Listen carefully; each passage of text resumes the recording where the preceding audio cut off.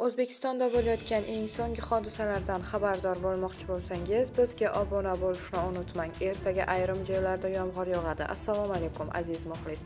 Agarda bizning kanalimizda mehmon bo'lsangiz, bizga obuna bo'lishni hamda videolarimiz ostida bir dona like tugmasini bosib qo'yishni unutmang. O'zgidromet ertaga 18-aprel kuni kuzatiladigan ob-havo ma'lumotini e'lon qildi. Unga ko'ra Toshkent shahrida havo biroz bulutli bo'ladi, yomg'ir yog'ishi momaqaldiroq bo'lishi mumkin.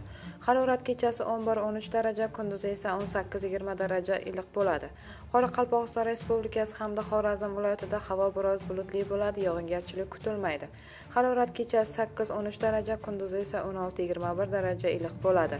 Buxoro va Navoiy viloyatida havo biroz bulutli bo'ladi, yog'ingarchilik kutilmaydi.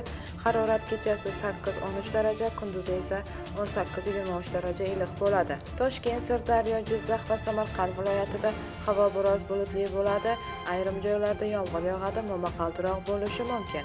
Harorat kechasi 10-15 daraja, kunduzi esa 16-21 daraja iliq bo'ladi. Qashqadaryo va Surxondaryo viloyatida havo biroz bulutli bo'ladi. Ba'zi joylarda yomg'ir yog'adi, momaqaldiroq bo'lishi mumkin. Harorat kechasi 10-15 daraja, kunduzi esa 18-23 daraja iliq bo'ladi. Andijon, Namangan va Farg'ona viloyatlarida havo biroz bulutli bo'ladi. Ba'zi joylarda yomg'ir yog'adi, momaqaldiroq bo'lishi mumkin. Harorat kechasi 10-15 daraja, kunduzi esa 16-21 daraja iliq bo'ladi. Bu xabarni barcha yaqinlarimizga jo'natib qo'yamiz hamda videomiz ostida bir dona like tugmasini bosib qo'yishni unutmaymiz.